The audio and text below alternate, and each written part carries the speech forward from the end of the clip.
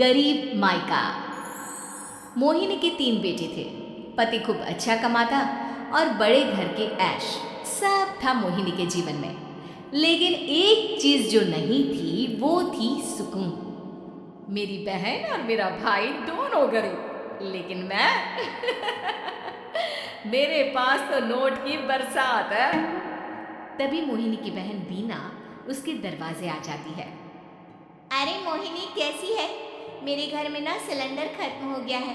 तेरे पास तो इतने पैसे हैं, भरवा देना मेरा सिलेंडर। पैसे जैसे ही आ जाएंगे मैं दे दूंगी। तभी मोहिनी का पति राकेश आ जाता है। क्या है बिना, ये अपने घर की परेशानी हम लोगों के घर ना गाया करो।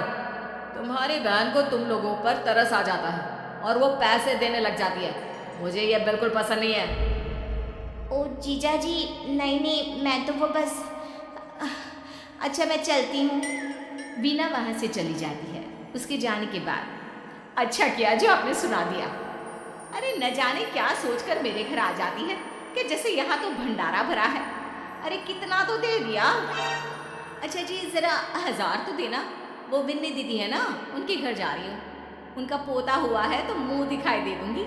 हाँ, उन लोगों के आगे तो शो ऑफ किया करो। वो खुद को बड़ा अमीर शो करते हैं ना, दिखा दे कि तू भी किसी से कम नहीं है। हाँ जी, इसी के लिए तो जा रही हूँ। मोहिनी तैयार होकर अपनी बुआ की बेटी के घर जाती है, जहाँ उसके पोते का कार्यक्रम चल रहा होता है। वहाँ वीना भी आई होती है। अरे वीना, क्या जरूरत थी यहाँ आने की? तेरे घर पर गैस नहीं है तो वो भरा लेती। क्या करूँ मोहिनी, बुआ को बुरा लग जाता नहीं जाती तो। वैसे मेरे पास एक जोड़ा बच्चे का कपड़ा रखा था, वही अपनी चांदी के पायल के साथ देने जा रही हूँ। घर पर गैस थी नहीं, सोचा परिवार यहीं खाना खा लेगा, बाकी सुबह का सुबह देखा जाएगा। मोहिनी को बहन पर दया आ जाती है। वो पर्स से 1000 रुपये निकाल कर दे देती है। ले बिना, लेकिन पैसे वापस कर देना, तेरे जीजा जी हिसाब लेते हैं। मोहिनी भी क्या करती, गरीबी में बहन का सहारा ही उसके जीवन जीने का आधार था। फिर एक रोज, सुनिए, भाई के घर बेटी हुई है, मुझे माँ के पास जाना होगा। अरे उस घर में ना कूलर है ना एसी, कैसे रहोगी तुम? हाँ वही सोच रही हूँ कि अकेली जाऊँ, बच्चों को साथ ना ले जाऊँ। चले जाओ, लेकिन ये जो तुम अपने गरीब परिवार से मिलने चली जाती हो ना, मुझे बिल्कुल अच्छा नहीं लगता। पता नहीं मैं भी कैसे मैनेज करती हूँ, लेकिन क्या करूँ। मोहिनी भाई भाभी के घर आती है। मोहिनी कैसे आना हुआ? तो यहाँ हम लोगों के घर रह लेगी या फिर किसी होटल में रहेगी? क्या हो गया है माँ, मोहिनी को क्यों ऐसे बोल रहे हैं आप? अरे तू नहीं जानती अपनी ननद को, पैसे वाली है ना, तो ऐड कुछ ज्यादा ही है। मोहिनी को माँ की बात का बुरा नहीं लगता है, क्योंकि उसे पता ही नहीं चलता कि माँ उसे जली कटी सुना रही है। वो भाभी की बच्ची के साथ लेन देन करती है और वहाँ से चली जाती है। उसके जाने के बाद, माँ क्यों आप मोहिनी को इतनी सारी बातें सुनाती हो? भाई का बेटा बोल पड़ता है। माँ क्योंकि दादी जानती है कि बुआ के अंदर घमंड है। सही बोल रहा है मोहन, बहू भले तुझे ना दिखता हो, लेकिन मुझे और मोहन को दिखता है कि वो कितनी घमंडी है। मोहिनी मायके आती है, जहाँ गरीबी के कारण चीजें कम होती हैं। इस मोहन के बच्चे को काम पर लगा दो ना, किसी दुकान या किसी होटल में, बर्तन बर्तन धो लिया करेगा, कम से कम 4 पैसे और आएंगे घर में।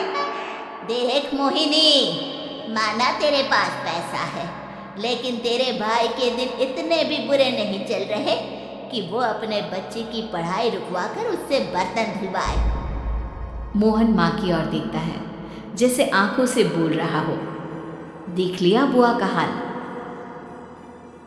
हाँ मोहिनी, बात तो सही है, लेकिन अभी मोहन को पढ़ना है। आखिर तुम भी तो अपने दोनों बेटों को पढ़ा रही हो ना। मेरे बेटों से कैसे कंपेयर कर सकती हैं आप? अरे वो तो कलेक्टर बनेंगे। हाँ, कल को वो मोहन को नौकरी में रख लेंगे, क्यों? मोहिनी कुछ दिन और रहकर चली जाती है।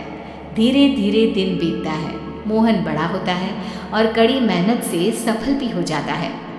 मोहिनी, माँ के जाने के बाद तो तुमने भाई भाभी के घर जाना छोड़ ही दिया, क्यों? वो क्या है ना, उन लोगों का घर छोटा है, मेरे बच्चे जाना ही नहीं चाहते।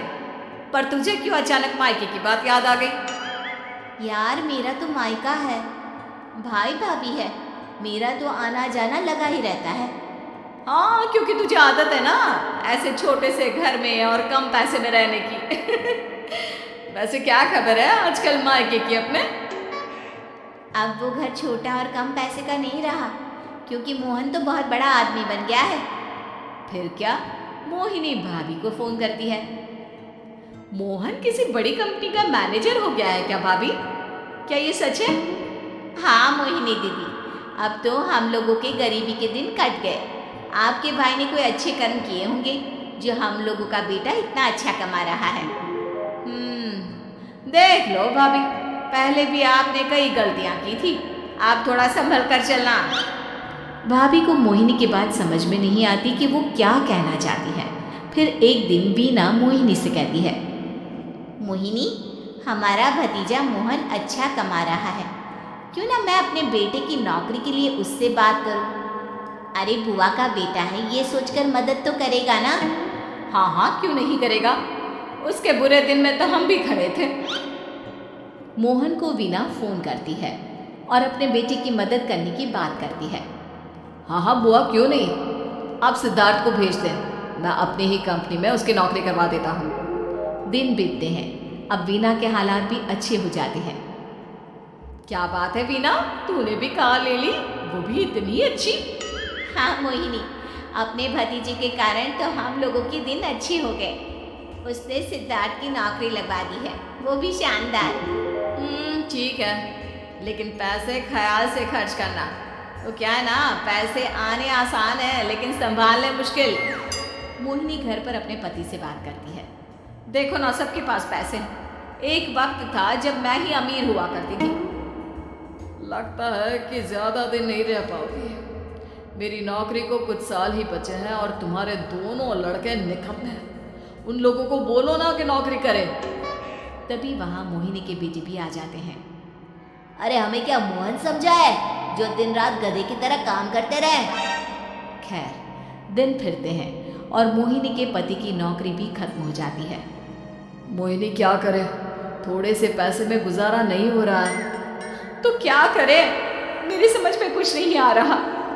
मोहन को बोलो ना कि वो इन दोनों के लिए नौकरी देखे, जैसे सिद्धार्थ के लिए नौकरी देखी है। मोहिनी क्या कहती, उसे अपने वो दिन याद आ जाते हैं जब उसने भाभी से मोहन को नौकर बनने की सलाह दी थी। क्या हो गया, क्या सोच रही हो मोहिनी? यही कि वक्त कभी भी किसी का भी पलट सकता है, ऊपर वाले से डर कर रहना चाहिए।